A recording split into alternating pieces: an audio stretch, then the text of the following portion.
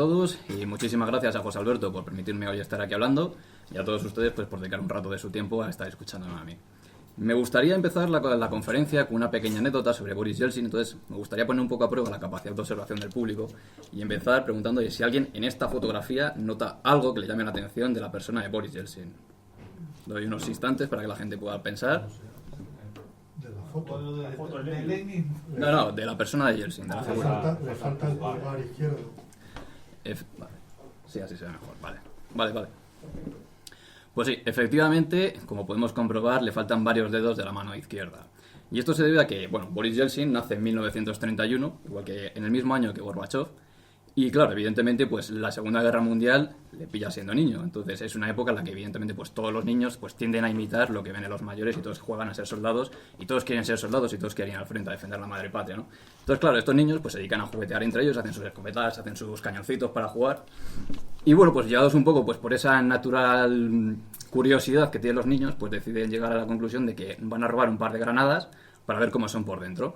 Entonces bueno, lo que cuenta Yeltsin en sus memorias es que un día por la noche pues escapa de su casa, se acerca a la iglesia de su ciudad, que se ha estado convertida en un polvorín, consigue arrastrarse por la noche y cruzar las vallas y cruzar las alambradas sin que le detecten, se cuela por una ventana del polvorín, roba 2 granadas, se las llevan con sus amigos al bosque y las pone sobre una piedra con un martillo para abrirla pues como si fuese una nuez, básicamente. Entonces, claro, evidentemente pues eso acaba bastante mal, ¿no? Evidentemente pues le vuela la mano, pierde parte de los dedos de la mano izquierda.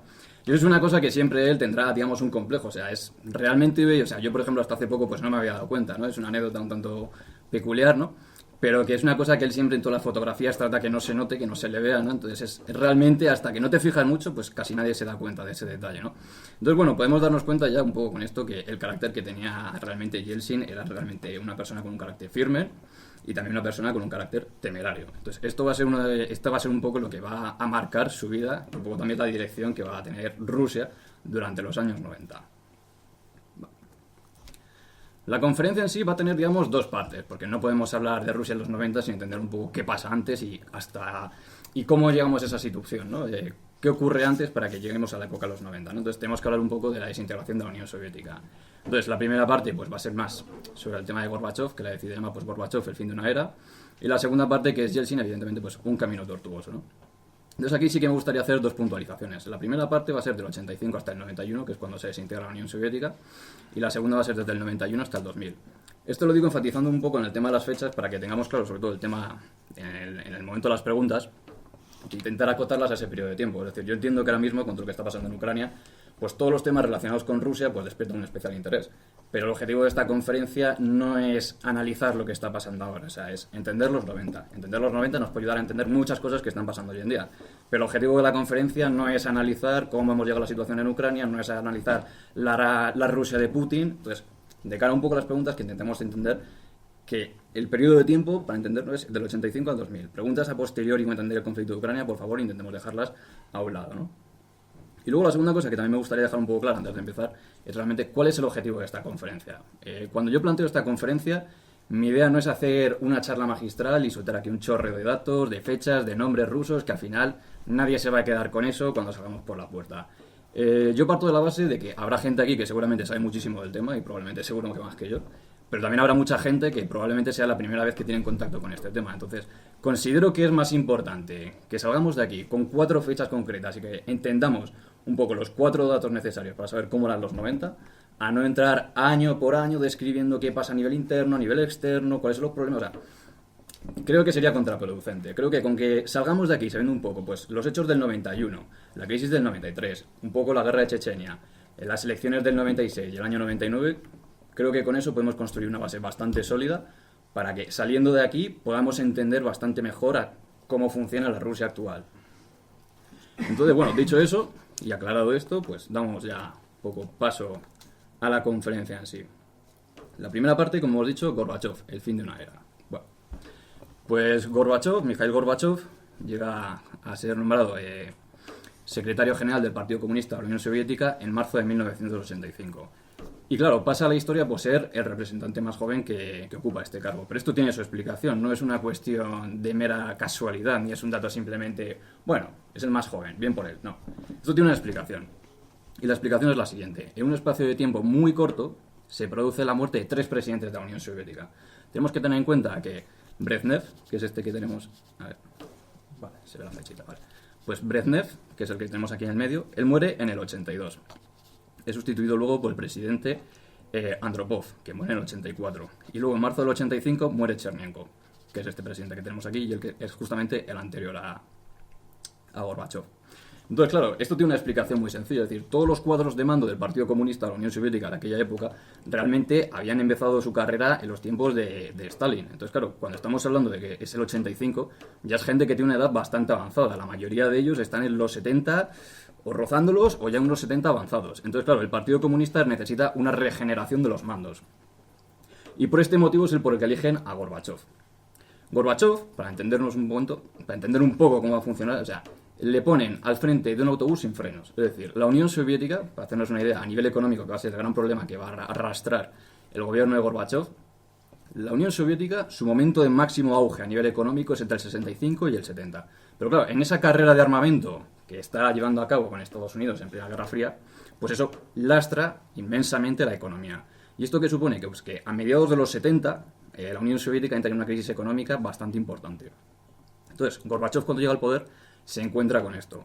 Pero otro elemento que también es bastante interesante y que también influirá en la economía es precisamente el problema de que en los años finales de la Unión Soviética hay un problema de alcoholismo bastante grave. Entonces, ¿cuál es la decisión de Gorbachev? Pues él decide afrontar un plan de 5 años en el que cada año se recortará un 10% la producción de vodka. De esa manera, en 5 años se habrá reducido a la mitad, teóricamente, el problema. Para empezar, eso no funciona. Porque la gente, cuando pasa eso, la gente más desesperada y más pobre lo que hace es empezar a beber Colonia, Aftershave, cualquier tipo de porquería que llevase alcohol. Y claro, eso también influye en la economía, porque todos esos gastos que no genera la compra del vodka, pues afectan importantemente al nivel de ingresos que puede generar el Estado, ¿no? Entonces, esos van a ser uno de los grandes problemas. Como la economía es importante, aquí entra en escena las famosas reformas que establece Gorbachev, que son la perestroika, que es la que nos suena más a todos, y por la que ha pasado más a la historia, y la glasnost.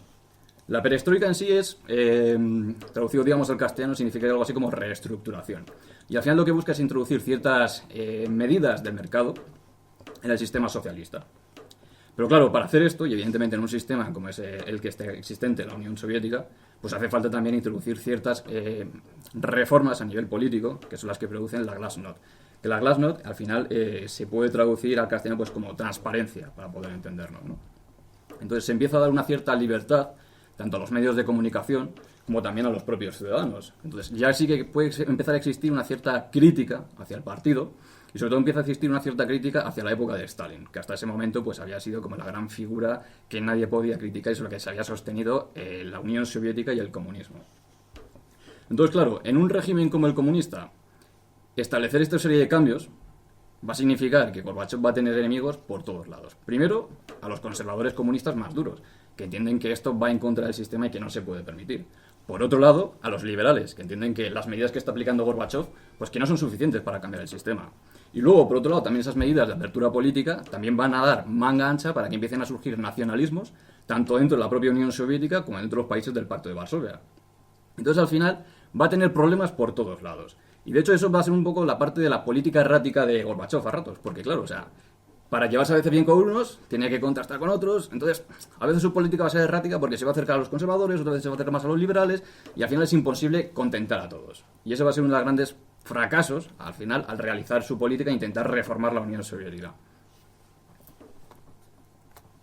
Entonces, bueno, aparte de estos problemas, luego él también tiene que afrontar otras cuestiones como, por ejemplo, en 1986 se produce la explosión de la central nuclear de Chernóbil. Seguramente todos hemos oído hablar de esto, son a lo mejor los liquidadores cuando tienen que subir ahí a la azotea a intentar limpiar con palas como buenamente pueden aquel desastre. Pero sobre todo, el desastre de Chernóbil lo que pone de relieve es que primero la Unión Soviética, que se supone que es uno de los grandes países y una de las grandes potencias a nivel nuclear, es una de las más expertas en estos campos, pues se ve que realmente no tiene tantos conocimientos o no tiene la capacidad de generar o de poder dirimir realmente profesionalmente estos problemas, ¿no? Pero sobre todo también una cosa que pone de relieve es que a pesar de que la Unión Soviética es realmente un ente mastodóntico, con una burocracia inmensa, con funcionarios a punta pala, se ve que realmente es completamente ineficaz a la hora de poder hacer frente a una crisis como esta. Es decir, al final todo este sistema de funcionariado no sirve. Son corruptos, son ineficaces, hay muchos explicados, pero al final a la hora de establecer una solución concreta a un problema grave, se ve que la Unión Soviética no tiene capacidad. Otro problema que tenía que afrontar también en el 88 es la retirada de las tropas soviéticas de Afganistán. Para hacer un poco un símil, si alguien no conoce mucho de este conflicto, Afganistán es para los soviéticos como puede ser Vietnam para los americanos. Es decir, los soviéticos se tiran desde el 78 hasta el 88 en Afganistán, gastando miles de vidas de hombres, gastando dinero a punta pala, para al final no conseguir absolutamente nada. Salir de ahí por la puerta de atrás y siendo derrotados pues básicamente por pastores de cabras en las montañas. Con lo cual eso ya también deja bastante en entredicho la imagen militar que tiene, o sea, la capacidad militar y el poderío del Ejército Rojo, pero sobre todo también supone un duro golpe para la gente y para la propia población, y especialmente para los veteranos de Afganistán, que ven que después de haber estado allí y haber sido una guerra bastante complicada y en la que se sufrió bastante, pues que al final todos esos esfuerzos no han servido para nada. Entonces también entre los veteranos de Afganistán será una cosa que siente bastante mal y que hacia Gorbachov pues no tienen especial simpatía cuando se pregunta o cuando se indaga un poco, ¿no? Y luego finalmente también estas medidas, que es lo que hablábamos un poco, el tema de pues el surgimiento de los nacionalismos.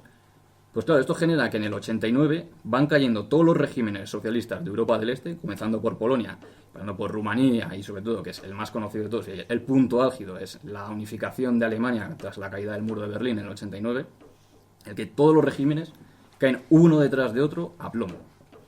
Uno detrás de otro. O sea, en el espacio de unos meses, todos esos países que conformaban el Pacto de Varsovia van cayendo uno detrás de otro. Claro, evidentemente, en el momento en que en la propia Unión Soviética, que aunque digamos el Partido Comunista de la Unión Soviética, él dirige desde Moscú, pero al final estos países son satélites, es decir, al final las órdenes se reciben desde Moscú. En el momento en que desde Moscú, digamos, se les deja un poco vendidos de cara a la población, pues empiezan a surgir revoluciones por todos lados que acaban con estos regímenes. Entonces, claro, el movimientos nacionalistas, que esto es lo importante, no se limitan solamente, digamos, al nivel externo de la Unión Soviética, sino que también empiezan a surgir en el propio interior. Entonces, seguro que por todos es conocido a lo mejor, ¿no?, el tema de la independencia de los países bálticos, que además ahora con todo el tema de Ucrania pues también está saliendo bastante a la luz y están reivindicando mucho su independencia e intentar pues el derribar todos los elementos que recuerden a la época soviética, ¿no? Pero realmente donde empiezan estos movimientos nacionalistas serían primero en Armenia, Azerbaiyán, Georgia y luego finalmente los países bálticos. Pero donde empieza todo es la cuestión de Armenia. La cuestión de Armenia, que a lo mejor también les puede sonar por un conflicto que ha habido recientemente, que es el de Nagorno-Karabaj. Pues los armenios, cuando empiezan a surgir estos movimientos y empiezan a abrirse a nivel político, empiezan a producir estos cambios, pues después de haber sobre todo sufrido el genocidio armenio, que es algo que está muy grabado en la memoria de este pueblo, pues empiezan un poco a reivindicar que el tema de Nagorno-Karabaj pues que les pertenece a ellos, que no es una cosa que tuviese que estar en manos de Azerbaiyán. Entonces, claro, esto al final genera un efecto rebote. El nacionalismo que surge en Armenia crea también un nacionalismo en Azerbaiyán. El problema surge que, pues, a finales del 89, esto al final realmente estalla en enero de 1990, a finales del 89 pues empiezan a producirse ya enfrentamientos entre la población. Es decir, la población en Azerbaiyán, sobre todo en la capital, en Bakú, comienza a perseguir a la minoría armenia. Entonces se produce una persecución de la minoría armenia, pero además empiezan a surgir también muchos movimientos nacionalistas exigiendo la independencia de Azerbaiyán. Pues ya llega un momento en el que la situación se ha descontrolado tanto, en el que al final los dirigentes tienen que mandar al ejército para poner orden. Pero no es simplemente poner orden patrullando las calles de policía, no, o sea, es que llega un momento en que se empieza a disparar contra la población directamente. Entonces se llama Enero Negro, o también el Sábado Negro, quiero recordar que es entre el 19 y el 20 de enero de 1990, que el Ejército Rojo llega y bueno, pues empieza a disparar sobre la población, sobre los manifestantes, se detiene a muchísima parte de la población y esto pues más o menos deja un saldo de unas 150 personas muertas, para hacernos una idea del nivel de violencia y el nivel de la virulencia que llega a tener esto, ¿no? Pero claro, esto no es solamente en el caso de... O sea, este día es que es un poco el más exagerado, ¿no? El que puede ser más sangriento, ¿no? Pero el que es al final más conocido por todos y el que yo creo que es más conocido en Europa sobre todo es el tema de la independencia de los países bálticos, de Estonia, Letonia y Lituania. El primero de estos países, teniendo en cuenta que ya venía de antes, pero bueno, el primero que declara su independencia es Lituania en 1990. Los países bálticos, ya desde el 87, habían empezado a generar pues diversos movimientos de la población, aprovechando el tema de la Glasnost, Entonces, por ejemplo, tenemos ¿cómo se llama? La Revolución Cantada, que empiezan a surgir en verano pues diversos festivales musicales en el que pues los participantes empiezan a exhibir banderas nacionales, empiezan a cantar canciones típicas del folclore nacional, empiezan a usarse insignias en las cholapas y eso, pues de los símbolos nacionales, desafiando poco a poco al poder, ¿no? Luego a lo mejor a alguien le puede sonar un poco más que en 1989 se produce una cadena que atraviesa todo el Báltico, en el que la gente se coge de la mano reclamando pues un poco la independencia de estos países, ¿no? Que es un poco también lo que copiaron los catalanes en su momento reclamando el tema de la independencia, que tomaron de aquí esta idea, ¿no? Pero bueno, el caso es que realmente después de que Lituania en 1990 declarase su independencia unilateralmente, aunque claro, evidentemente no reconocida por la Unión Soviética, pues la decisión que toma Gorbachov es establecer un bloqueo económico. El bloqueo económico que impone Gorbachov supone que con el paso del tiempo y a lo largo del año los precios de todo van subiendo. Esto genera un malestar importante entre la población. La población está cada vez más tensa, cada vez hay más disturbios. Entonces ya llega un momento, en enero de 1991, en el que se toma la decisión de desplegar al ejército porque hace falta retomar el control. Pero claro, ante esta situación lo que decide el pueblo lituano es salir a las calles y proteger los edificios importantes, proteger la alcaldía, proteger la torre de televisión, proteger los sitios importantes para que no pudiesen acceder los soldados soviéticos. El problema que surge aquí es cuando en ese intento de tomar el control y de restablecer la seguridad y de restablecer un poco la calma, pues empiezan los disparos y al final el ejército intenta tomar por la fuerza la torre de televisión de Vilna y pues bueno, esto acaba con al final un saldo de 14 personas muertas, que es algo que en la memoria de Lituania pues es algo que está muy presente y es algo que no han perdonado y todos los años pues se hace un acto de homenaje a las víctimas, pero bueno, que realmente ya se va viendo como la semilla de los nacionalismos no se queda solamente en los márgenes externos de la Unión Soviética, sino que ya empiezan a afectar dentro. Y ya se empieza a ver que se le está yendo el control de las manos a Gorbachov.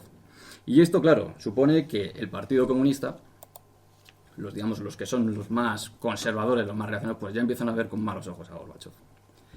Entonces, bueno, aquí entra un poco en escena, enganchando un poco también con lo que hablamos de Lituania, porque, por ejemplo, la independencia de los países bálticos y lo que pasó en Lituania, pues entre otras cosas, generó una importante manifestación en contra del partido y cómo se había reaccionado y esa matanza, incluso no ya solamente los países europeos, que estaban al tanto de lo que estaba pasando ahí, en Occidente y en Estados Unidos, sino que también incluso dentro de la propia Unión Soviética, pues surgieron movilizaciones en contra y se criticó muy duramente cuál había sido la respuesta que había tenido Gorbachov, ¿no? Y precisamente uno de los grandes adalides que precisamente le estuvo pues fomentando estos movimientos nacionalistas, pues sería Boris Yeltsin. Boris Yeltsin, para hablar un poco digamos un poco el que es el protagonista hoy de nuestra conferencia y ponernos un poco en contexto de su vida, pues bueno, como he dicho, él nace en 1931, él nace en el Oblast de Sverdlovsk, que es una región que está en la zona de los Urales. Para hacernos un poco una idea, pues si cogemos un poco el mapa de Rusia, pues hacia el centro, hacia la izquierda y hacia abajo, medianamente cerca de la frontera con Kazajistán, aunque no llega a hacer frontera con Kazajistán directamente. Pero bueno, él estudia ingeniería. Cuando acaba su carrera, pues empieza a trabajar en una factoría, teniendo en cuenta que esta región es uno de los centros metalúrgicos más importantes en aquella época, la Unión Soviética. Entonces, bueno, empieza como obrero, con el paso de los años, pues sigue ascendiendo, llega a ser el jefe de la fábrica. Con el paso del tiempo, pues decide ingresar en el Partido Comunista, porque es la única forma realmente a nivel político en aquella época de poder ascender. Entonces, bueno, con el paso de los años, él llega a ser, al final, pues el secretario regional del Partido Comunista en este oblast, ¿vale? Y cuando Gorbachov llega en 1985, teniendo en cuenta que, bueno, no es que fuesen amigos, bueno, eran compañeros, digamos, del partido, eran de la misma edad, se habían conocido, o sea, sin ser amigos, pero sí que conocía a Yeltsin, ¿no? Y sabía que Yeltsin era una persona en el sentido que era bastante trabajadora, era una persona que exigía bastante y una persona que también veía la necesidad de introducir cambios en la Unión Soviética, veía cómo funcionaban las cosas y que era necesario establecer cambios. Por eso en ese momento, cuando Gorbachov llega al poder, pues necesita un poco rodearse de este tipo de gente. Por eso mismo, en 1985, cuando llega al poder, pues una de las primeras medidas que toma, entre muchas, pero bueno, una de ellas es precisamente llamar a Yeltsin y decirle que se venga a Moscú. Entonces, bueno, cuando él llega, está pues durante un tiempo muy corto en una serie de destinos, pero luego finalmente, en 1985, pues en diciembre, le ofrece el puesto de primer secretario del Comité Urbano de Moscú, que para hacernos una idea, pues sería como ser un poco el alcalde, para hacer un poco un símil para poder entendernos, ¿no? Entonces, claro, el problema que tiene Yeltsin es que digamos que su forma de actuar, su forma de comportamiento es más la de un cacique local. Pero cuando llegas a Moscú, que es la capital no solamente ya de Rusia, sino donde se dirige toda la Unión Soviética, esto puede suponer fuertes encontronazos con la forma de trabajar a la que está acostumbrada el partido.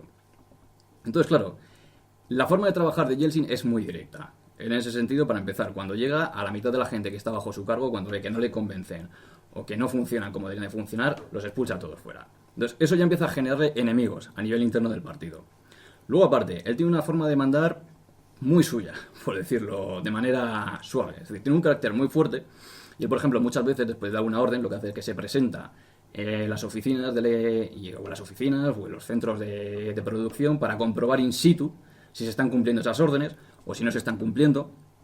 Y cuando no se cumplen, pues abronca a los jefes que no las están cumpliendo o directamente les llega a despedir. Que podemos decir, bueno, es un buen líder, dirige desde el frente, es una persona comprometida. Y bueno, también hay que decir que muchas veces interesaba que hubiese periodistas de por medio para vender una imagen al público. Que también hay que decir que en ese sentido sabía cómo venderse a nivel político. Él tenía también una ambición por llegar arriba, ¿no? Pero claro, al final también vendiendo esa imagen de una persona comprometida, una persona trabajadora, una persona que apuesta por las reformas, una persona que no tiene miedo en enfrentarse con el partido, una persona que cuando tiene que dirigir y cuando tiene que echar la bronca y cuando tiene que regañar, lo hace.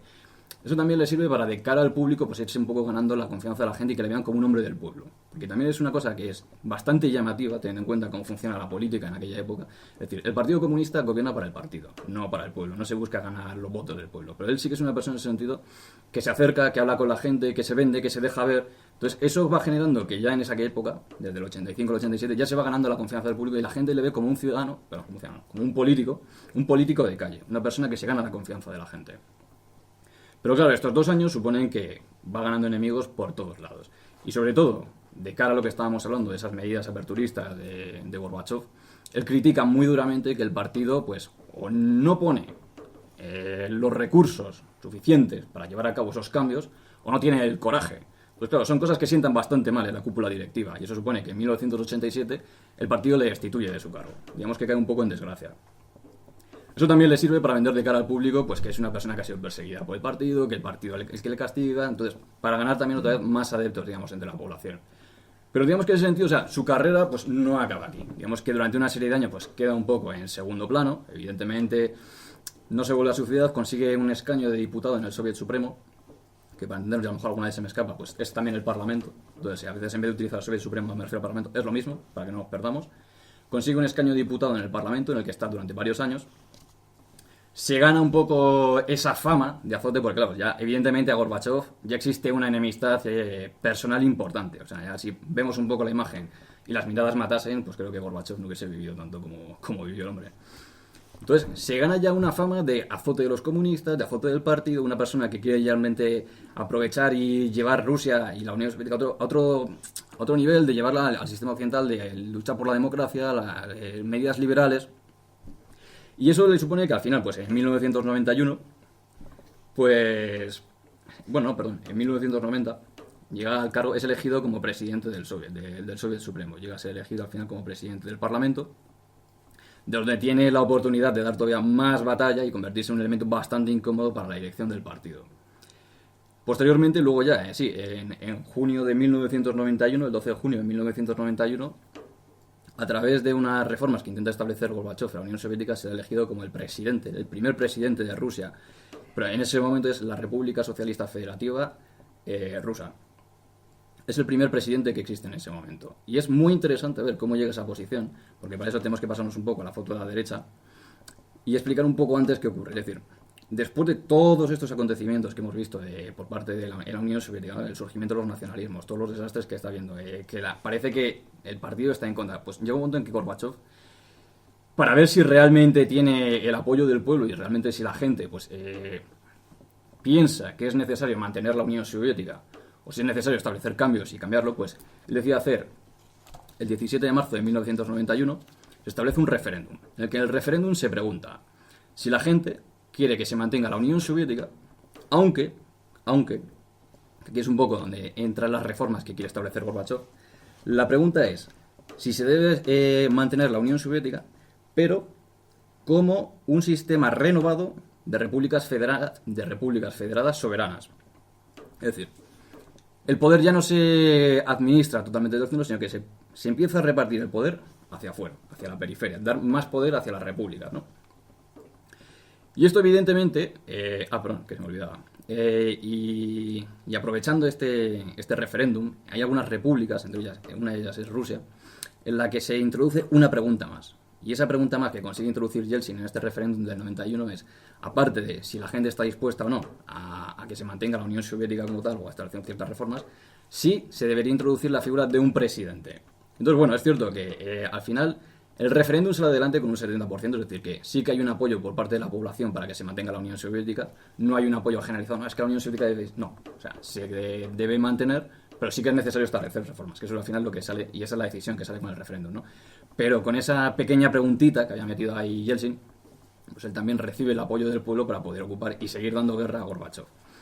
Entonces, bueno, siguiendo un poco para adelante. Evidentemente todas estas reformas que estamos viendo, o sea, las crisis de los nacionalismos, es decir, no solamente la caída de los regímenes del Pacto de Varsovia, sino también los nacionalismos a nivel interno dentro de la propia Unión Soviética.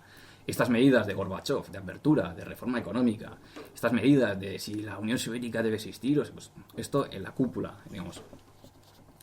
Entre los que son los perros viejos del partido, los que son los más veteranos, los más antiguos, los más conservadores, los comunistas furibundos de otra época, los más mayores, están completamente en contra de esto. ¿Qué ocurre?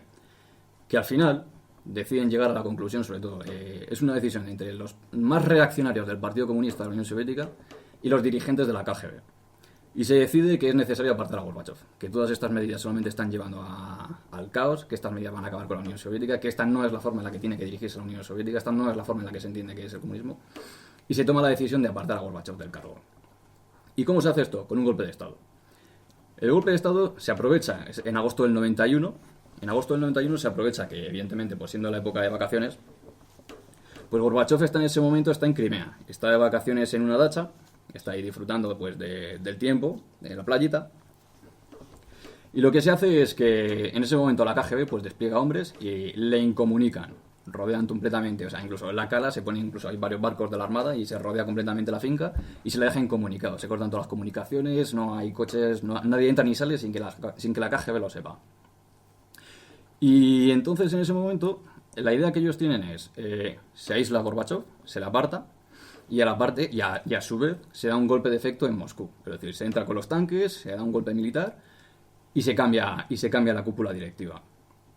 El problema es que este golpe de Estado, que es desde el 19 de agosto al 21 de agosto, son apenas 2-3 días, primero, se encuentran con que Gorbachov no está dispuesto a hacer al chantaje. Gorbachov, a pesar de que no tiene ni idea de qué van a hacer con él, tiene la ventaja en ese sentido de que su escolta personal, que eran unos 30 guardias, se mantienen fieles a Gorbachov, es decir, en ese sentido no tiene que temer por su vida, aunque no sabe qué va a pasar en un futuro.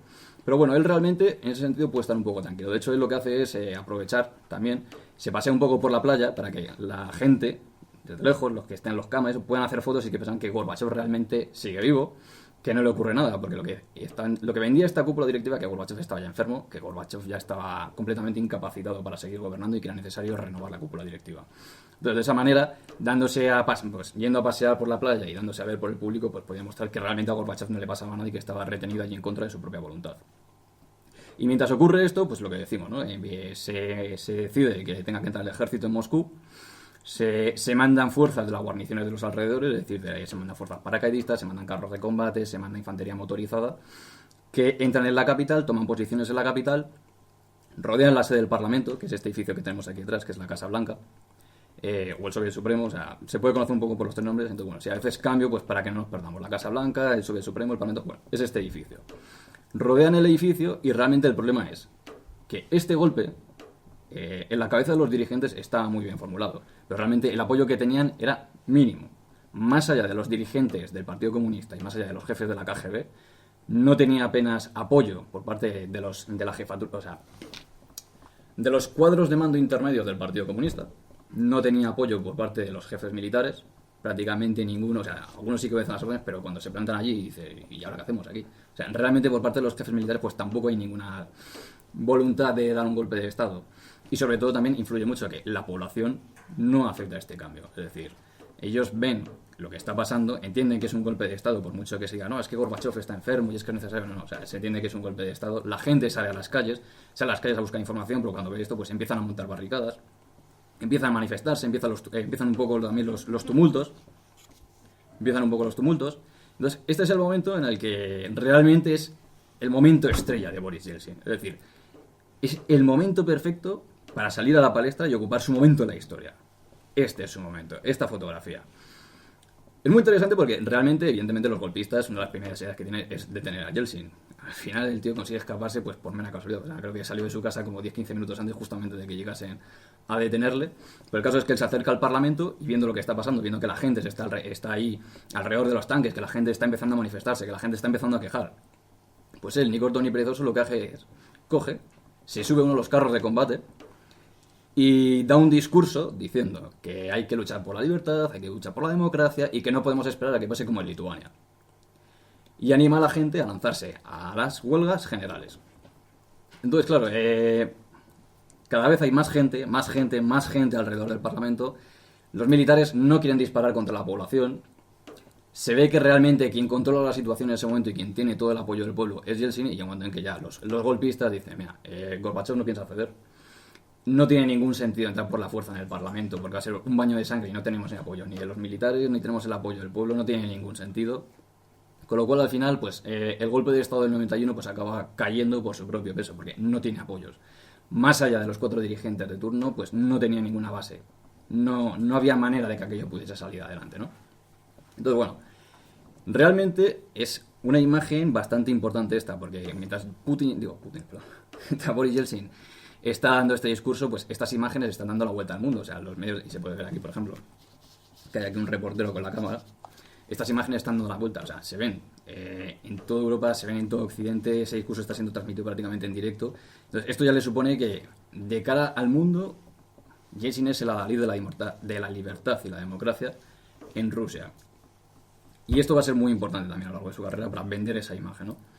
Que se produce una movilización por parte de la población como no se ha visto nunca y como tampoco se ha visto luego nunca posteriormente en Rusia. Es decir, la gente es que sale en miles a las calles y establecen barricadas, establecen posiciones para que no puedan pasar los tanques.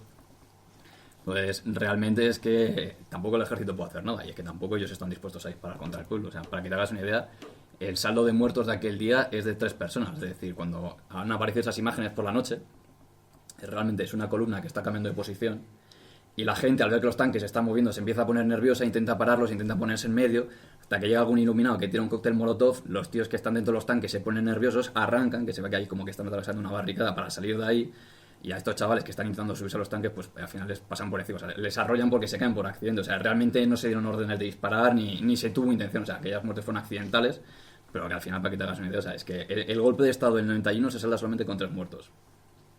Que ojalá no hubiese producido, pero que para que nos entendamos de que no es un golpe sangriento, no hay una represión por parte del Estado contra la población, porque es que nadie está dispuesto a asumir esas órdenes. No, porque ten en cuenta que al final esto es una cosa muy de un día para otro. Es decir, nadie sabía que se iba a producir este golpe de Estado y como te he dicho, o sea, desde el 19 al 21, o sea, es que no hay tiempo material para que se organicen y que haya participación y agentes que a lo mejor, bueno, pues no digo que no, pero realmente al final aquí quien está dando un poco, digamos, esas órdenes de que la gente salga a la calle y se movilice es el propio Boris Yeltsin, con lo cual tampoco necesitas que se metan otros países por en medio en ese aspecto. Vale.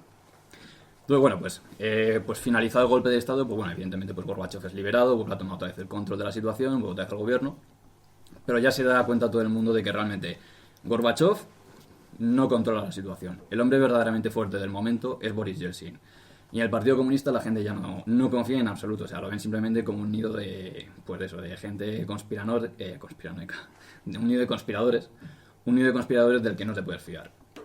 Entonces, viendo que esa es realmente la oportunidad que tiene Boris Yeltsin, lo que hace es reunirse el 8 de diciembre en Bielorrusia y se firma el Tratado de Belavieza. El Tratado de Belavieza se firma con el presidente de la República de Ucrania y con el presidente de la República de Bielorrusia, que son Leonid Kravchuk y Stanislav Sushkevich.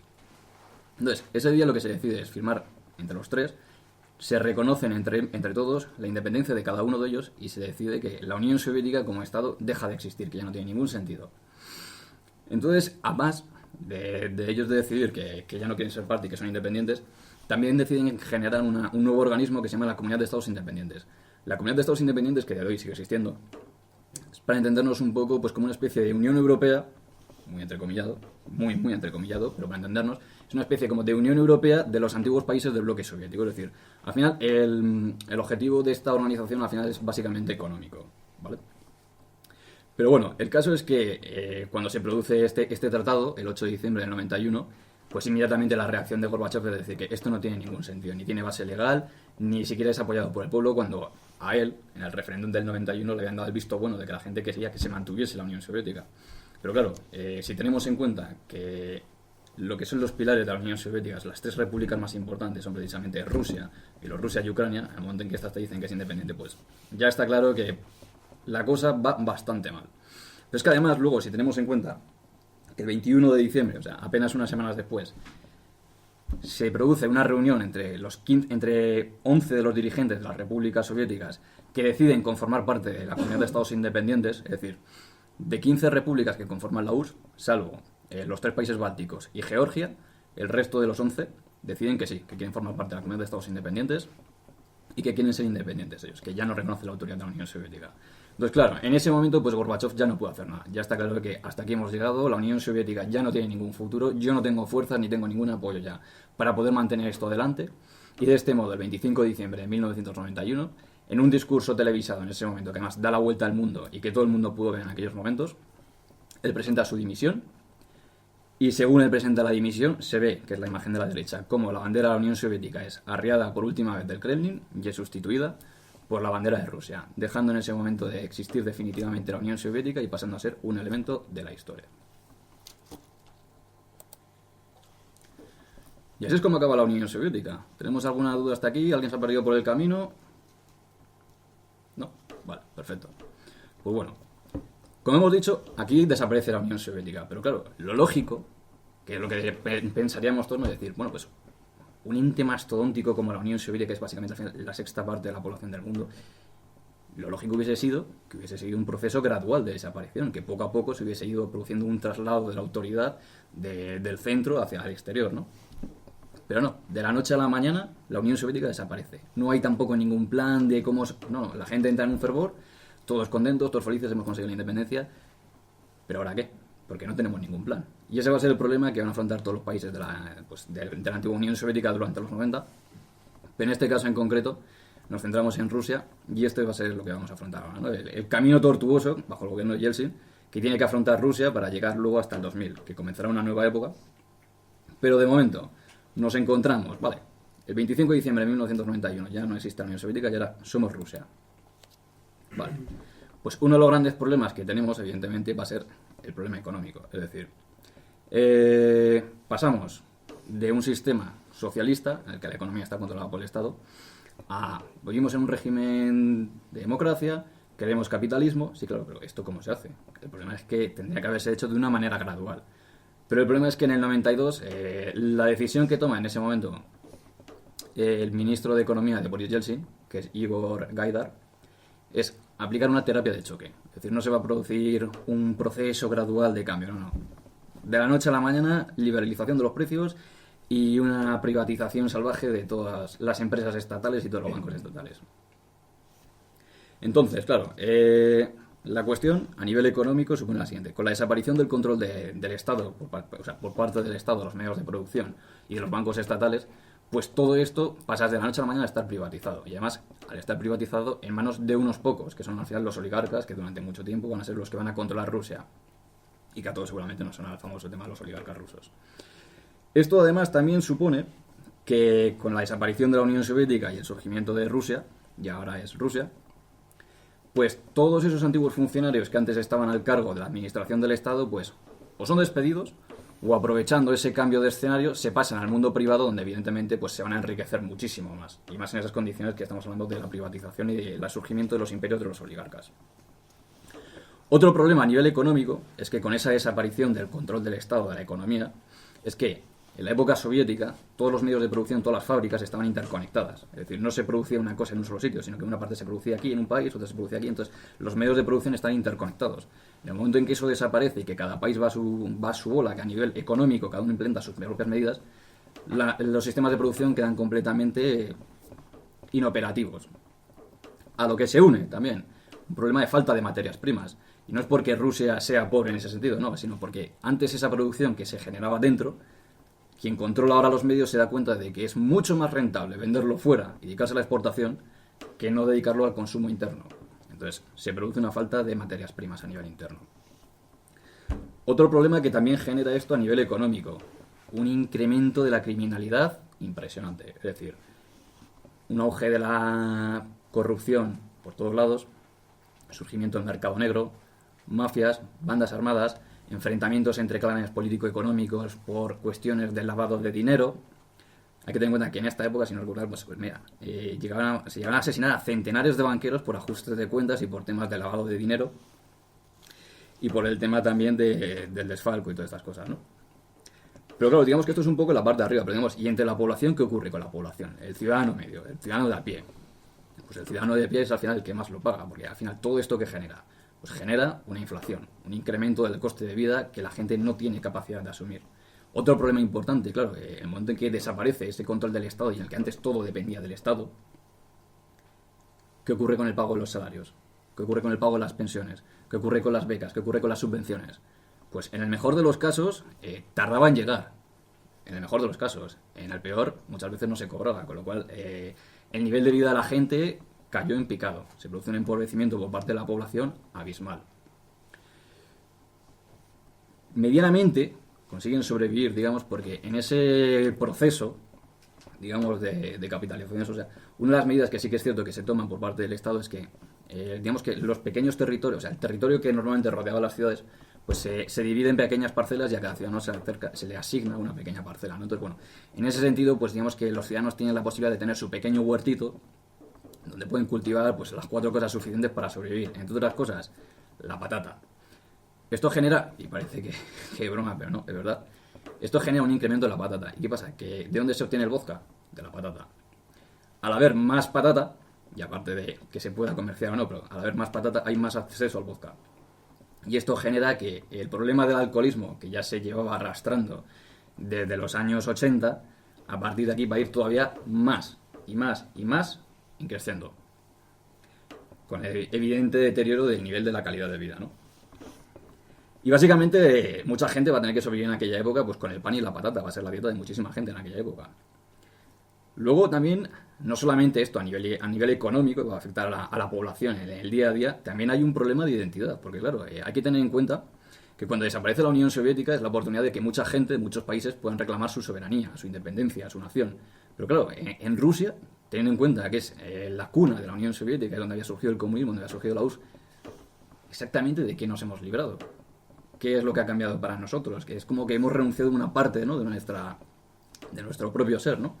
Entonces, un poco la idea que va a tener Yeltsin, lo que va a defender siempre él, es que realmente el comunismo para Rusia fue un lastre. Él va a intentar reconectar con el pasado imperial y va a decir que la Unión Soviética fue un paréntesis de tiempo que lo único que hizo fue aislar a Rusia del mundo y dejarla relegada a un segundo plano en función de los deseos del Partido Comunista. Entonces, claro, es muy interesante porque para un poco enraizar con ese pasado imperial, ¿no?, de la época de los zares gloriosos, en el que se suponía que Rusia sí que pintaba y que era una potencia europea que realmente tenía pues su importancia en aquella época, pues una de las medidas que se toma es precisamente volver a la bandera tricolor y volver a adoptar también como escudo oficial el águila bicéfala, que son ambas de la época zarista. Otra cosa que también decide Yeltsin, un poco pues para intentar fortalecer el espíritu nacional, un poco dentro de esa, digamos, época de que no sabemos qué somos, básicamente. Pues una de las cosas también que hace es un poco intentar reconectar con la Iglesia Ortodoxa. Entonces, bueno, se deja ver en público con miembros de la Iglesia, asiste a ceremonias religiosas, pero claro, o sea, la gente no se lo cree, sabe que esto no es más que una fachada para vender de cara al público una imagen política, pero nadie realmente se cree que tenga ningún tipo de devoción a nivel religioso, ¿no?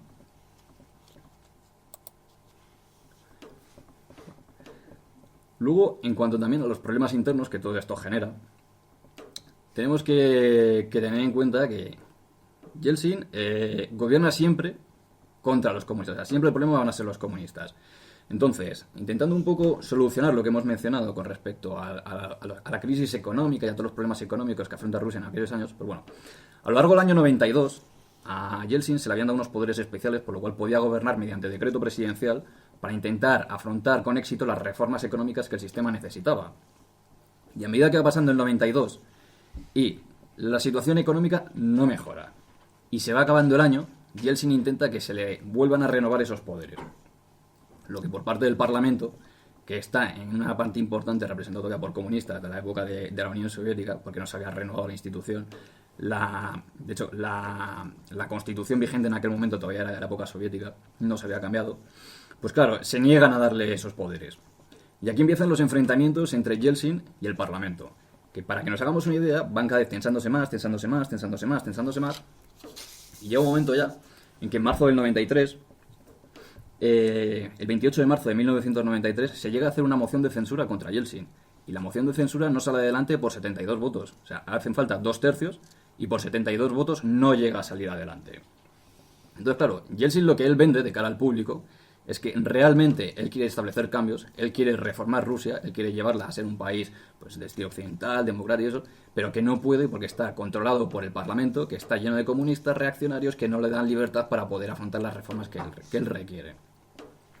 Entonces, ¿qué ocurre? Que en esa situación que cada vez se va generando más tensa entre el Parlamento y Boris Yeltsin, pues ya llega un momento en el que el Parlamento, viendo que Yeltsin se está calentando, pues decide que se va a aplicar una ley especial en la que en el momento en el que el presidente decida disolver el Parlamento, sería apartado automáticamente del poder y este recaería en el vicepresidente, que es este señor que tenemos aquí a la izquierda, que es Alexander Ruskoy, en ese momento el vicepresidente de Boris Yeltsin, pero según va pasando el tiempo él se da cuenta de que el modo de comportarse de Yeltsin y de gobernar a base de decretazos pues no es el correcto.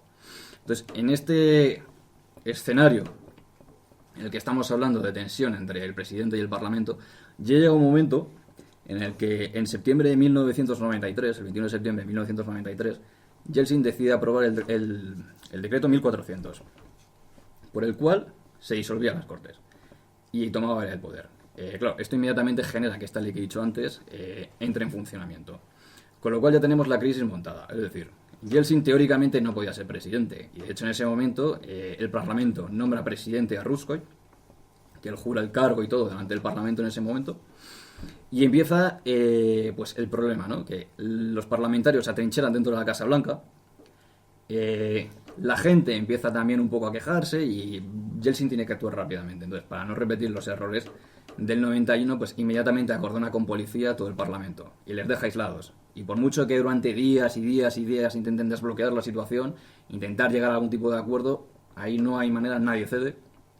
Con lo cual, al final, ¿cómo se resuelve esto? Pues al final pasa que el 3 de octubre de 1993 se genera una manifestación, principalmente pues movida por los comunistas, pero también puedes ver, pues luego las imágenes vamos a ver, o sea, que puedes encontrar desde comunistas hasta partidarios de la monarquía y también elementos de extrema derecha por ahí quejándose contra la forma en la que Yeltsin dirige el país. Y la cosa es que esta manifestación, estos manifestantes consiguen romper el cerco, se enfrentan con la policía, consiguen que salga de ahí la policía corriendo, consiguen reunirse y es repitiendo un poco la imagen de antes del 91, en este caso es Ruskoy el que sale a hablar con la gente, les anima a defender la democracia contra lo que está haciendo Yeltsin, que Yeltsin es realmente un déspota. Y claro, el problema es que les anima a que tienen que tomar el ayuntamiento, tenemos que tomar los medios de comunicación, la torre de televisión para que lo sepa todo el país lo que está pasando. Entonces, en esa tarde, el día 3, los manifestantes van poco a poco acercándose hacia el ayuntamiento, hacia la torre de televisión, e intentan tomarlos por la fuerza. Cuando intentan entrar por la fuerza a la torre de televisión, empiezan a aparecer por ahí gente con armas, intentan entrar por la fuerza con un camión, tiran cócteles molotov, entonces empieza ya a tomar un carácter violento importante. Entonces, en ese momento en el que los manifestantes están ya empezando a entrar por la fuerza dentro del edificio de televisión, pues de las alturas, de los edificios colindantes, que ya se había tomado posiciones por parte del ejército y de la policía, pues empiezan a disparar sobre ellos a bocajarro. Entonces, solamente en esa noche, pues creo que había como 40 y pico muertos, 50 muertos, centenares de heridos por todos lados. Y viendo ya que la situación se está descontrolando y que ya empieza a haber un baño de sangre, esa misma noche se toma la decisión de que hay que asaltar el Parlamento y hay que sacar a esta gente de aquí por la fuerza. Entonces, ya en la mañana del día 4 se empiezan a desplegar carros de combate, o sea, ya no estamos hablando de policía, no. Es que Yeltsin trae los tanques, rodean el Parlamento y a partir de las 10 de la mañana, como podemos ver en la imagen, pues empiezan a disparar con los tanques sobre el Parlamento, ¿no? Entonces, evidentemente, pues la gente que está dentro, pues por mucho que estén atrincherados y puedan tener ciertas armas de corto alcance para intentar defenderse, pues es imposible resistir contra esta situación.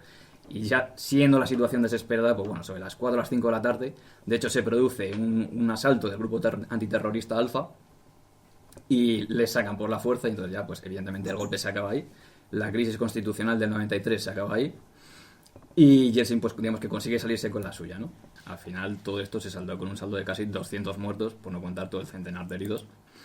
Pero bueno, podemos decir un poco en el sentido que, bueno, Yeltsin consiguió salirse con la suya. Y pues siempre lo vendió como que al final esto había sido pues, por culpa de los comunistas, ¿no? Entonces no deja de ser un poco irónico que precisamente Yeltsin, que había defendido en el 91 la Casa Blanca, es precisamente Yeltsin al que en el 93 manda a los tanques a bombardear la Casa Blanca, ¿no? Pero bueno, podemos decir un tanto irónicamente que es gracias a esto, en el que gracias a la entrada de los tanques, pues es como realmente entra la democracia en Rusia, porque gracias a esto, pues el 12 de diciembre de 1993, Yeltsin consigue sacar adelante pues un referéndum por el cual se establece una nueva constitución, y esto le permite pues empezar, dejar atrás las instituciones de época soviética, es decir, finalmente acabar con el legado soviético a las instituciones políticas y sacar una nueva constitución. La nueva constitución, que es la que mantiene todavía a día de hoy Rusia, deja establecido un sistema semipresidencialista, es decir, hay un presidente y hay un primer ministro. El presidente tiene amplios poderes, es decir, puede gobernar por decreto, incluso por encima de lo que pueda decir el Parlamento, y tiene capacidad, incluso en situaciones de cierto calado, puede llegar a disolver el Parlamento. Y luego también, por otro lado, que también se sigue manteniendo ese enfoque a día de hoy, queda establecida la Asamblea Federal. La Asamblea Federal está constituida por dos partes. Primero, el Consejo de la Federación, que es el edificio que tenemos arriba, que es la Cámara Alta, el Senado, y abajo la Duma Estatal, que es la Cámara Baja, o bueno, no sé lo que sea, el Congreso de los Diputados aquí en España, para entenderlo, ¿no? Si alguien no sigue el símil. Entonces, bueno, acontecidos los elementos de 1993, pues bueno, evidentemente la imagen de Yeltsin está bastante tocada. Entonces, para intentar mejorar su imagen, lo que él decide, y también para intentar afrontar un problema interno que había de tema de separatismo, en la región precisamente de Chechenia, que es donde vamos a entrar ahora, pues toma la decisión pensando de que va a ser una campaña rápida que va a devolver el control del Estado sobre esta región rebelde y que sobre todo le va a permitir pues en muy poco tiempo pues poder lavar su imagen de cara al público. Pues se toma, ¿no? El 11 de diciembre de 1994, por un decreto presidencial, se decide enviar tropas a Chechenia. ¿Y qué ocurre en Chechenia? Bueno, en Chechenia, que es una región de mayoría musulmana, en la zona del Cáucaso, fronteriza con la zona de Georgia, si nos hacemos un poco una idea ahí en el mapa, desde 1991, el momento en que se desintegra la Unión Soviética y existe un caos en todos lados, pues Chechenia lo que hace es declarar su independencia, ¿no? Entonces, realmente este problema durante aquellos años, viendo todo lo que hemos liado en Rusia en aquella época, pues pasa realmente bastante desapercibido. Nadie le da ninguna atención porque tampoco molesta, digamos, demasiado en aquella época, ¿no? Pero vamos, con el paso de los años, pues se había convertido en un nido de mafias, en un nido de bandidos, en un mercado negro de armas, de petróleo. Entonces, ya llega un momento en el que Yeltsin ve que es una oportunidad muy buena pues de ganar rédito político, ¿no? Entonces, pues la guerra de Chechenia va a ser un absoluto desastre para el ejército ruso. La guerra de Chechenia va a ser desde el 94 hasta el 96, pero principalmente va a ser el 95 donde se va a desarrollar. Y el problema que se encuentra es que el ejército ruso, primero, no manda la suficiente cantidad de hombres para poder abordar el problema como se debe hacer.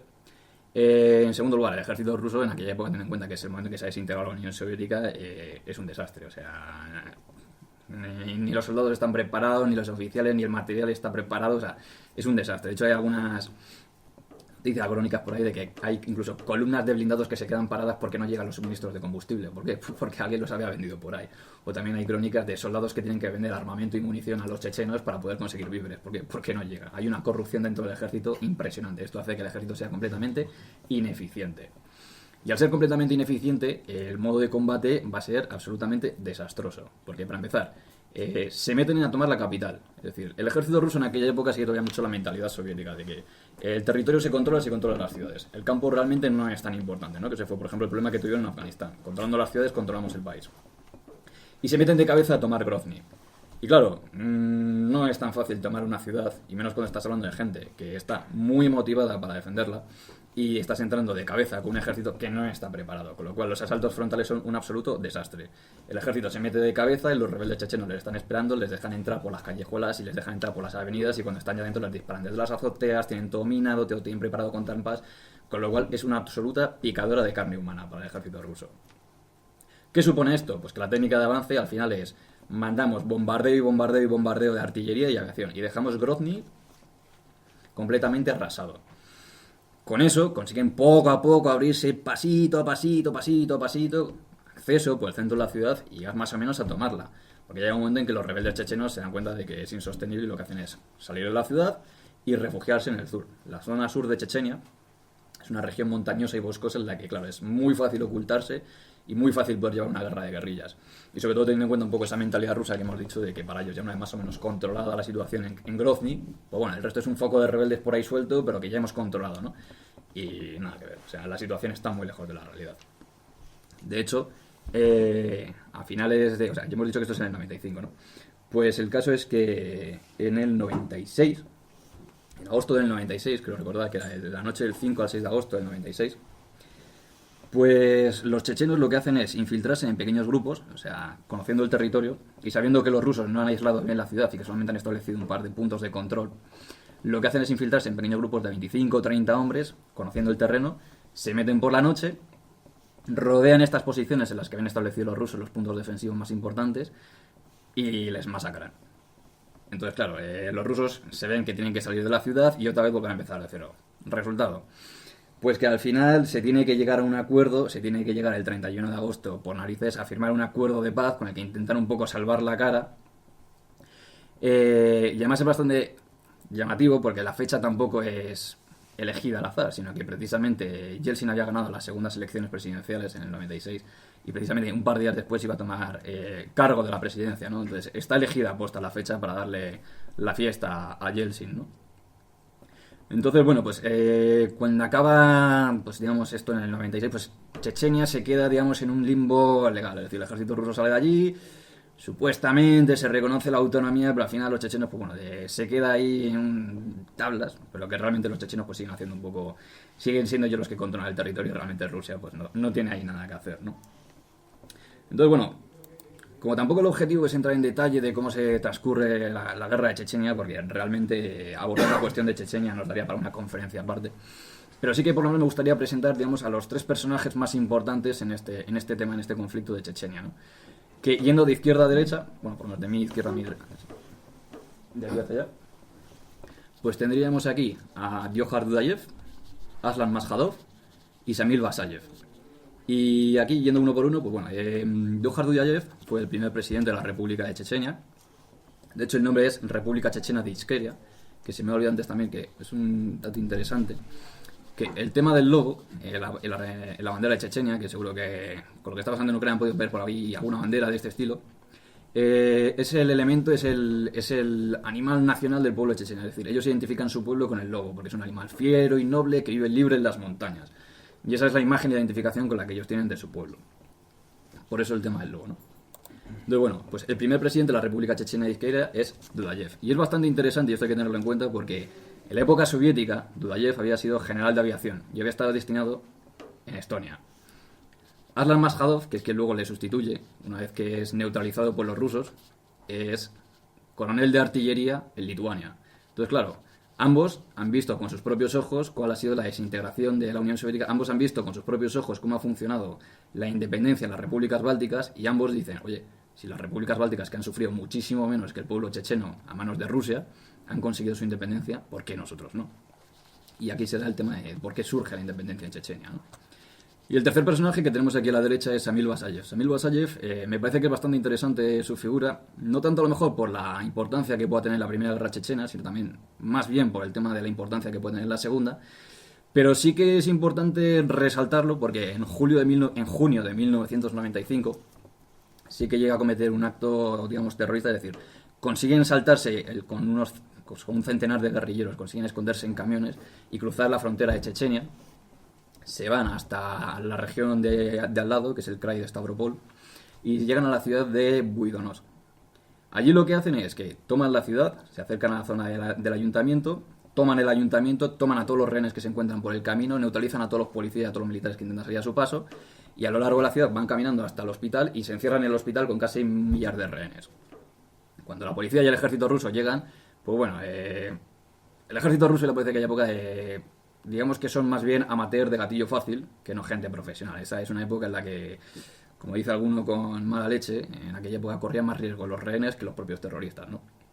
Entonces, el final es que consiguen salir de allí, llegan al final a una negociación. O sea, lo que buscaba Samil Basayev es que se llegase a una tregua y en la que se forzase a Rusia a salir de Chechenia y que tenían que salir ahí todos. Bueno, evidentemente Rusia no sale de esas, pero sí que consiguen primero humillar a los rusos, dejarles en evidencia. Consiguen que les den salvoconducto para ir otra vez de vuelta en autobuses a Chechenia sin que les pase nada. Al final sueltan a los rehenes, pero vamos, al final acaba pues con un centenar de muertos entre los que ejecutan ellos y los que se cargan el ejército y la policía rusa. Pues al final aquello se salda pues con casi un centenar de rehenes.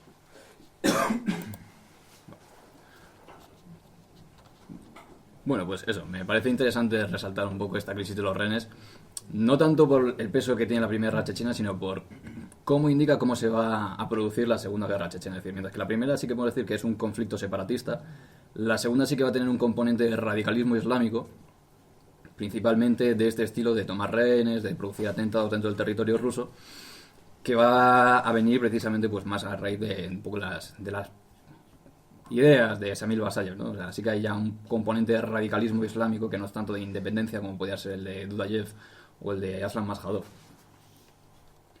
Entonces, bueno, con esto pues estamos ya, digamos, en finales del 96, que es lo que estamos diciendo, de cuando se firma la paz en Chechenia. Pero antes un poco retrocediendo, porque he preferido cerrar el capítulo de Chechenia antes de estar mareando para adelante, para atrás, para adelante, para atrás. Pues bueno, sí que es cierto que hay que mencionar que en 1996, en junio, se producen las segundas elecciones presidenciales, ¿no? Entonces, se presentan, digamos, varios candidatos, pero los tres más importantes que van a ser en estas elecciones presidenciales pues son Boris Yeltsin, el que tenemos a mi izquierda, Zyuganov, que es el jefe del Partido Comunista de la Federación Rusa, y este hombre que tenemos a la derecha, que es más interesante, que es Alexander Lievet. Alexander Lievet era un general de paracaidistas que tenía un gran apoyo entre el público, primero porque él fue de los que en el 91 estuvo en la zona del Parlamento y se negó a disparar contra la población, y segundo porque también Alexander Lievet es, saltando un poco y volviendo un poco hacia atrás, en el año 92 es el que dirige las fuerzas rusas en el conflicto civil en Moldavia y consigue generar esa situación que existe hasta el día de hoy en Transnistria. Él es el que toma el mando del 14º ejército en la zona y consigue generar una situación de estabilidad a favor de Rusia en Transnistria. Entonces, bueno, para que nos hagamos una idea, estas elecciones del 96 son tan ajustadas porque la imagen de Yeltsin había quedado tan por los suelos.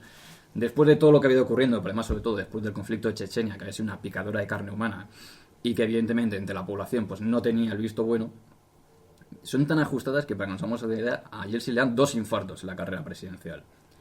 Y además son tan ajustadas que en la primera vuelta, porque son a 2 vueltas, en la primera vuelta Yeltsin consigue un 35% de los votos, pero es que Zyuganov consigue un 33%, o sea, apenas consigue un 2% de diferencia. Y esto teniendo en cuenta que la campaña presidencial de Yeltsin había sido financiada ilegalmente por los oligarcas y que además él había hecho uso de los medios de comunicación del Estado para favorecer su campaña frente a la del resto de candidatos, con lo cual muy objetivo pues tampoco había sido. ¿Qué hace? Pues bueno, pues para intentar generar una cierta margen en ese casi empate, ¿no? Pues lo que hace es concederle a Alexander Lievet, una vez que ya había quedado él fuera de las elecciones, un puesto en el Consejo de Seguridad, y de ese modo le incorpora a su equipo y consigue que esos votos que antes habían estado por parte de los partidarios de Lievet a manos de, pues pasasen a su campo, ¿no? Entonces, cuando se produce la segunda vuelta de las elecciones, pues Yeltsin consigue casi un 55% de los votos a favor y los comunistas consiguen casi un 40% de los votos, ¿no? Con lo cual ya tiene asegurado el segundo mandato. Y bueno, saltando ya un poco del 96, pues llegaríamos a lo que me parece más importante, ya que sería el año 99, que es bastante importante tanto a nivel internacional como a nivel interno. Entre el 97 y el 98, pues bueno, no considero que así elementos evidentemente importantes ahora mismo como para desarrollarlos a largo plazo, pero creo que los elementos del 99, los sucesos que ocurren en el 99 sí que son más importantes. Entonces aquí sí que es cierto que me tengo que ir un poquito más para atrás. Aquí tenemos otra vez a la imagen a Gorbachev. Me tengo que remitir a 1990, es decir, a la época final de la Unión Soviética. En esa época final en la que la Unión Soviética está llegando a su fin, pues Gorbachev sí que es cierto que está hablando con los americanos y sí que tiene una idea, ¿no?, de que cuando todo esto acabe, cuando la Unión Soviética ya a su fin, o se produzca un futuro diferente, ¿no?, pues él tiene lo que llama el proyecto de la Casa Común Europea. Lo que habla con los americanos, digamos, es que si la Unión Soviética desaparece, pues ¿qué sentido tiene la OTAN, ¿no? La OTAN teóricamente está establecida para luchar contra la Unión Soviética cuando se funda en el 49 con el Tratado de Washington. Entonces, bueno, sí que es cierto que en esas conversaciones que está manteniendo en esa época, pues el secretario de Estado de Estados Unidos en aquel momento, que es James Baker, esta persona que tenemos aquí a la izquierda de Gorbachev, él le asegura que la OTAN no se va a expandir ni una pulgada hacia el este. Y cuando llega el momento en que se desintegra la Unión Soviética, los rusos siguen pensando lo mismo, que la Unión Soviética ha desaparecido, que la OTAN en algún momento también se disolverá, que la OTAN no se va a seguir expandiendo, que vamos a ser amigos. Y esa es un poco, digamos, la política a nivel de relaciones exteriores que se mantiene durante la época inicial de Yeltsin. Es decir, su ministro de Asuntos Exteriores es Andrei Kozyrev. Y Andrei Kozyrev, él tiene una concepción de que Estados Unidos es una nación, digamos, en ese momento amiga, y es esa idea de la unipolaridad blanda. Es decir, se reconoce que vivimos en un mundo globalizado en el que Estados Unidos es la cabeza. Pero no se entiende que sea el jefe, sino que es como el líder conjunto de un grupo de naciones. Pero vale. Vale, pues es el líder conjunto de un grupo de naciones, entonces como que van a respetarnos. El problema es que los americanos no tienen ninguna intención de que la OTAN vaya a desaparecer y de hecho deciden aprovechar ese espacio que se está generando en Europa entre lo que es la OTAN en ese momento y Rusia para avanzar sus intereses. Lo que se decide en Estados Unidos es que Estados Unidos tiene que ser un pilar fundamental de cualquier organización de seguridad en el continente europeo. De este modo, ya en el 93, Boris Yeltsin, por ejemplo, tiene una conversación con Lech Walesa en Polonia y ya le está tanteando sobre la posible entrada o no de Polonia en la OTAN. Yeltsin dice inicialmente que no tiene ningún problema, una cosa que luego también repetirá en Hungría y en la República Checa. Evidentemente, cuando él regresa luego a Rusia, se lo comen con patatas, porque el propio, por ejemplo, el jefe del Servicio de Inteligencia Exterior, eso no tiene ningún sentido. Lo que están haciendo los americanos es arrinconar a Rusia, nos están dejando poco a poco al margen. Entonces, claro, estas decisiones no gustan. Y esto genera que precisamente en 1996 haya un cambio de ministro de Exteriores, que es Yevgeny Primakov, y establece aquí la doctrina Primakov, que aquí esto seguro que nos suena más a todos, que es el tema de la multipolaridad. Es decir, Estados Unidos y el mundo no puede estar dirigido por una única potencia, porque el mundo es muy complejo y aunque vivimos en el tema de la globalización, el mundo necesita ser regido por distintos focos de poder regionales. Con lo cual ya se establece, digamos, para entendernos un poco de, ya no estamos aquí, sino que estamos aquí. Ya estamos, digamos, confrontados. Y ese va a ser el problema que va a haber en el 99, para resumirlo muy rápido. Bueno, se olvidó esta persona de aquí abajo, este es Yevgeny Primakov. Y va a ser un poco el problema que va a tener los enfrentamientos con la OTAN en el 99. Primero, en marzo del 99, si no recuerdo mal, el 12 de marzo, se produce la primera expansión de la OTAN hacia el este. Es decir, Polonia, la República Checa y Hungría entran dentro de la organización. Con lo cual eso de que la OTAN no se iba a expandir ni una pulgada ya se ve que no se está cumpliendo. Segundo, también en marzo del 99 comienzan los bombardeos por parte de la OTAN sobre los serbios. Llegan a bombardear la capital de Belgrado. Esto a Rusia no sienta nada bien, porque Serbia es un tradicional aliado de Rusia. Y Rusia intenta que esa decisión se lleve al Consejo de Seguridad de Naciones Unidas, donde tiene derecho a veto, pero la OTAN decide actuar por su propia cuenta. Es decir, sin ninguna resolución que pueda amparar eso por parte de Naciones Unidas, decide actuar. Entonces, claro, eso no gusta nada a Rusia, que además dice, pero si la OTAN es una organización defensiva que hace llevando a cabo una campaña de ataques aéreos. Y luego el tercer encontronazo que tienen con la OTAN también en ese año es en junio, que es lo que se conoce como la carrera por Pristina. Es decir, en ese marco, en ese escenario de las guerras en Yugoslavia, cuando se genera por parte de la OTAN una fuerza de interposición en Kosovo, Rusia intenta que le den un sector. La OTAN dice que no, que si quiere participar tiene que estar bajo mando de la OTAN. Le dicen los rusos que tururú. Entonces, ¿qué pasa? Es que cuando las fuerzas de la OTAN, sobre todo los paracaidistas británicos, entran en Pristina, que es la capital de Kosovo, se encuentran que los paracaidistas rusos ya se les han adelantado, han hecho una carrera y han tomado la ciudad y el aeropuerto. Cuando los paracaidistas británicos le dicen al general que está en mando de la operación a los estadounidenses, ¿no? Es un general estadounidense el que dirige todas las fuerzas de la OTAN en Kosovo. Pero en este caso los que entran son los paracaidistas británicos. Le dicen que es que los rusos están aquí, le dice, pues tenéis que sacarlos como sea o si hace falta poner los helicópteros en la pista de aterrizaje para que los rusos no puedan aterrizar más fuerzas. Le dice, mira, es que esto se empezó la Tercera Guerra Mundial, no estamos dispuestos a hacer esto. Al final el conflicto, ¿cómo se resuelve? Pues bueno, el general de los paracaidistas británicos se va con una petaca de whisky y con un paquete de cigarrillos, habla con los rusos y al final llegan a un acuerdo. Pero bueno, esto ya nos da una idea de los primeros encontronazos que nos encontramos en el 99. Y ya por finalizar también el 99, es un año también bastante importante a nivel interno. ¿Por qué? Primero, porque en agosto de 1999 Boris Yeltsin nombra como primer ministro a Vladimir Putin. Y aquí va a ser cuando empieza a hacer su aparición en la política internacional, la política nacional rusa. Porque hasta ese momento realmente era un desconocido. Es decir, como todos sabemos, pues Putin había sido agente de la KGB, había sido un oficial de inteligencia, un oficial de enlace de la KGB en Alemania Oriental con la Stasi. Cuando Alemania Oriental cae con el tema de la unificación de Alemania, en 1990 él regresa a Rusia y entra a trabajar en 1990 en la Administración Municipal de San Petersburgo, que es donde él nace. Después, de ahí, en 1996 pasa a trabajar a la Administración Presidencial, donde con el paso del tiempo va ascendiendo poco a poco hasta llegar en el 98 a ser el director del FSB, el Servicio Federal de Seguridad. Es ahí donde, es decir, es la agencia que se encarga de la seguridad a nivel interno en Rusia. Ahí es donde se ganará la confianza de Boris Yeltsin. Y será por eso por lo que le nombrará primer ministro. Pero no deja de ser muy llamativo, ¿no?, el hecho de que en agosto de 1999 Putin es nombrado primer ministro y justamente en septiembre de 1999 se producen ataques con bombas sobre distintos bloques de apartamentos en 3 ciudades en Rusia, ¿no? En Moscú, en Buidonsk, en Volgodonsk y en Buinsk. Y hay un cuarto artefacto explosivo que se llega a encontrar pero que no llega a detonar en la ciudad de Ryazan. Los atentados se atribuyen al terrorismo checheno y ahí será el momento en el que empieza la Segunda Guerra Chechena, que es de 1999 al 2009. Pero claro, las malas lenguas dicen que es mucha coincidencia y que es muy probable que estos atentados fuesen cometidos por los servicios de inteligencia rusos para poder poner en marcha otra vez el conflicto checheno y poder terminar de una vez esta cuestión que estaba pendiente de solucionar desde el 96. Sea como sea, el caso es que en esta ocasión, al producirse un ataque sobre la población ya lo ve de otra manera. Es decir, cuando comienza la Segunda Guerra Chechena, la población sí que está a favor de esta intervención, sí que está a favor del gobierno y sí que está a favor de la intervención militar.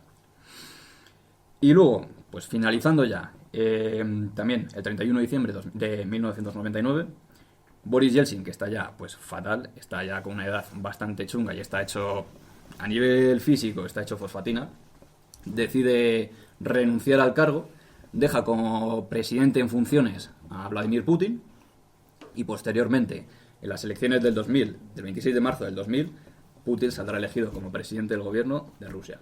Entonces, aquí finaliza la etapa de Yeltsin y a partir del 2000 comenzará una nueva etapa.